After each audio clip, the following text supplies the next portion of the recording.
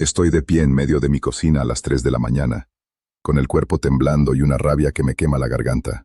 Tengo esa Biblia vieja en las manos, la misma que he usado durante años como un simple posavasos para mis tragos, y quiero destruirla. Quiero arrancarle las páginas. Quiero demostrarle al silencio de esta casa que no hay nadie escuchando, que ese libro es solo papel muerto. Pero algo sucede. Algo que mi intelecto, ese que tanto he inflado con lógica y desprecio, no puede explicar. Mis manos, que han firmado contratos y han señalado con burla a los que oraban, se quedan paralizadas. No es un truco, es una fuerza que me dice: hasta aquí llegaste, Javier. Tú, que estás del otro lado, quizás te ríes de esto. Quizás piensas que soy un fanático más. Yo pensaba igual que tú. Yo era el que tenía la frase sarcástica lista para humillar a quien mencionara a Dios. Pero déjame decirte algo que nadie te va a confesar. El cinismo es solo el ruido que hacemos para no escuchar cómo se rompe nuestro propio corazón por dentro. Me burlé de él cada segundo de mis 42 años, hasta que el suelo desapareció y me di cuenta de que el Dios inexistente era el único que no me había soltado. Quédate un momento. No para que te convenza, sino para que entiendas por qué hoy, el hombre que ponía whisky sobre la Biblia, ya no puede vivir sin sus palabras. Me llamo Javier Morales, y tengo 42 años.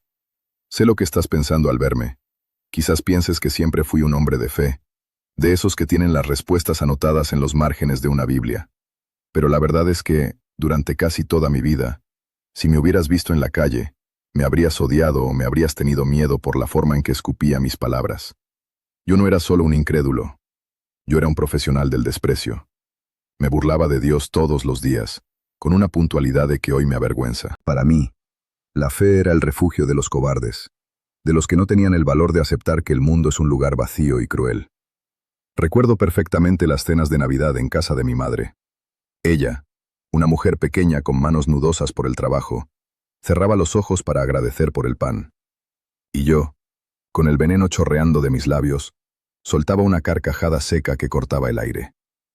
¿A quién le hablas, mamá? ¿A las nubes? Ese pan lo pagué yo con mi trabajo. No cayó del cielo. Le decía mientras clavaba el tenedor en la comida con una violencia innecesaria. Disfrutaba ver cómo se le humedecían los ojos, no porque fuera un monstruo, sino porque necesitaba convencerme de que yo tenía la razón. Necesitaba que su fe fuera mentira para que mi vacío no doliera tanto. Era un escudo de vidrio, ¿entiendes? Brillante y afilado, pero frágil. Terriblemente frágil. Vivía en un departamento que siempre olía a tabaco frío y a soledad. Me rodeaba de gente que pensaba como yo. Intelectuales de bar que brindábamos por nuestra propia inteligencia, mientras nos hundíamos en una tristeza que no tenía nombre. Tenía una Biblia, sí, una que mi abuela me dejó. Pero no la usaba para leer. La usaba como posavasos. Literalmente. Ponía mis vasos de whisky sobre la palabra de Dios y dejaba que los círculos de humedad mancharan el cuero, como si cada mancha fuera una pequeña victoria personal contra un enemigo que yo decía que no existía. Me acostaba cada noche con un sabor amargo en la boca, una mezcla de alcohol y palabras ácidas, convencido de que era el dueño de mi destino. Qué mentira más grande me contaba a mí mismo mientras miraba el techo en la oscuridad, escuchando el segundero del reloj que parecía contar los minutos hacia un abismo que yo presentía, pero que me negaba a nombrar. Mi inteligencia era mi Dios. Mi capacidad de análisis era mi altar. Me sentía seguro detrás de mis argumentos cínicos, pero por dentro era un hombre que se estaba secando. Era como esas plantas de plástico que tienen polvo en las hojas. Parecen vivas de lejos, pero si las tocas, te das cuenta de que no hay savia, no hay vida. Solo hay una imitación barata. Así era yo. Un hombre de 42 años con el alma polvorienta, burlándome de la luz porque me había acostumbrado tanto a las sombras que cualquier destello me quemaba los ojos. No sabía ni por un segundo que el suelo que pisaba estaba a punto de desaparecer bajo mis pies. No sabía que mi intelecto no me serviría de nada cuando la vida me pusiera de rodillas, no por elección, sino por puro dolor. Aquella arrogancia era el prólogo de mi propia destrucción, y yo seguía escribiendo líneas llenas de soberbia, sin saber que el capítulo final de mi antigua vida estaba a solo una llamada de distancia. Pero el cristal se rompe, y cuando lo hace, no avisa. Mi vida era un edificio alto construido sobre arena movediza, y el terremoto llegó una tarde de martes. No fue una voz del cielo. Fue una voz humana a través de un teléfono la que me quitó el aire. Me dieron una noticia que mi lógica no podía procesar. Una enfermedad. Un diagnóstico devastador sobre la única persona que todavía me amaba a pesar de mis insultos. De repente mis libros de filosofía, mis debates ganados y mi cuenta bancaria se sintieron como ceniza en la boca. Salí a la calle y el mundo se veía diferente, como si alguien le hubiera bajado el volumen a la realidad. Recuerdo caminar por el pasillo de un hospital, ese olor a desinfectante que se te pega en la garganta, y el sonido de mis propios zapatos contra el suelo frío. Me senté en una sala de espera rodeado de gente que lloraba, y por primera vez, no sentí superioridad.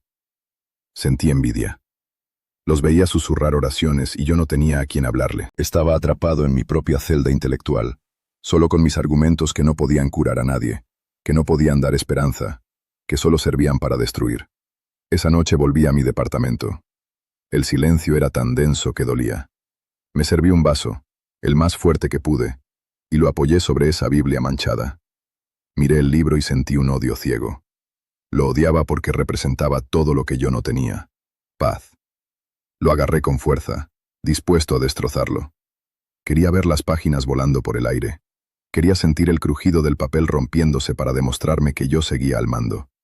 Pero cuando intenté cerrar los puños sobre el cuero, mis brazos pesaron como si fueran de plomo. Me desplomé en el suelo de la cocina, entre el olor a alcohol derramado y el frío de los azulejos. Me quedé ahí, un hombre de 42 años, supuestamente brillante, llorando como un niño perdido en un bosque oscuro. El vacío que tanto había alimentado finalmente me había tragado entero. No había más chistes, no había más burlas. Solo quedaba un hombre roto en la oscuridad de su propia cocina. Fue en ese preciso momento, cuando mis dedos rozaron el papel húmedo de la Biblia que acababa de caer al suelo, que algo cambió en la atmósfera de la habitación. No sé cómo explicarlo con palabras que no suenen insuficientes. No vi una luz cegadora ni escuché una orquesta, pero el peso que cargaba en el pecho, ese bloque de hormigón que me impedía respirar, se movió. Sentí una presencia que no me juzgaba, que no se burlaba de mi debilidad como yo me había burlado de los demás. Era como si alguien estuviera sentado a mi lado en ese suelo sucio. Abrí el libro, no para buscar una respuesta, sino por puro instinto de náufrago. Mis ojos cayeron sobre unas palabras que parecían estar escritas con fuego líquido. No eran consejos, eran verdades que conocían mi nombre. Empecé a hablar, pero no era una oración elegante, eran insultos mezclados con súplicas, eran gritos ahogados preguntando, ¿por qué ahora? ¿Por qué a mí? Y en medio de ese desastre, sentí un perdón que no pedí. Fue una paz violenta que me sacudió hasta los huesos. Por primera vez en décadas, el segundero del reloj dejó de sonar como una condena. Me quedé dormido allí mismo, en el suelo, y cuando desperté, el sol entraba por la ventana. El problema seguía ahí. El diagnóstico no había cambiado, pero yo ya no era el mismo hombre. Algo en mi interior se había rendido, y en esa rendición encontré la primera gota de libertad que había probado en mi vida. Dios no me envió un contrato firmado prometiendo que todo sería fácil. Me envió su presencia para decirme que ya no tenía que pelear solo. El hombre que se burlaba había muerto en esa cocina, y el que se levantó tenía miedo, sí, pero por primera vez tenía esperanza. Hoy, cuando miro hacia atrás, no veo a un Javier brillante y superior. Veo a un ciego que finalmente ha recuperado la vista. Mis cicatrices siguen ahí. Todavía tengo días en los que la vieja arrogancia intenta asomar la cabeza. Pero ahora sé que es solo una máscara para el miedo. Lo que ha cambiado no es mi cuenta bancaria ni mis títulos. Es el centro de mi gravedad. He aprendido que la verdadera inteligencia es reconocer que somos finitos y que necesitamos de algo infinito para no desmoronarnos. Mi relación con mi madre cambió. Ya no hay burlas en la mesa. Hay un silencio respetuoso y a veces, una mano que busca la suya mientras ella ora. Ella siempre supo lo que yo tardé 40 años en entender. Que el amor de Dios no se explica. Se experimenta cuando ya no te quedan más defensas. La persona que amaba y que estaba enferma. Bueno, el camino ha sido duro, pero hemos caminado con una paz que sobrepasa cualquier entendimiento médico. Ya no uso la Biblia como posavasos. Ahora la uso como el mapa para no volver a perderme en el desierto de mi propio ego. Si tú estás viendo esto y sientes que tu vida es una actuación constante, que te ríes para no llorar, y que desprecias la fe porque te aterra que sea verdad, escúchame bien. No tienes que esperar a que todo se derrumbe para dejar de pelear. Yo estuve ahí, en ese mismo lugar oscuro, y te prometo que hay una mano extendida esperándote, incluso si te has pasado la vida escupiendo sobre ella. La misericordia no se gana, simplemente se acepta. Y aceptarla ha sido la decisión más inteligente de toda mi vida. Si estás escuchando esto y sentiste un nudo en la garganta porque te reconociste en mi soberbia o en mi vacío, quiero decirte que no estás solo en esa lucha. Aquí compartimos verdades que queman pero que sanan, historias reales de gente que, como yo, no tenía esperanza.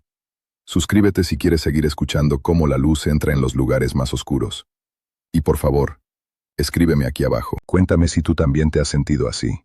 Si alguna vez has intentado pelear contra algo que sabes que es más grande que tú. Te leo, de verdad. Antes de cerrar, quiero orar contigo. Si puedes, pon tu mano en tu corazón. Señor, miro a la persona que está escuchando estas palabras ahora mismo. Tú conoces el peso que carga en su pecho. Conoces el escudo de piedra que ha construido para que nadie vea su dolor. Te pido que, así como me detuviste a mí en esa cocina, detengas hoy su caída. Jesús, entra en su habitación, entra en su confusión. Si tú estás ahí, Dios, rompe sus cadenas y dale la paz que el mundo no pudo darle. Te entrego mi vida y te pido que sanes este corazón. Gracias por no rendirte conmigo. Amén.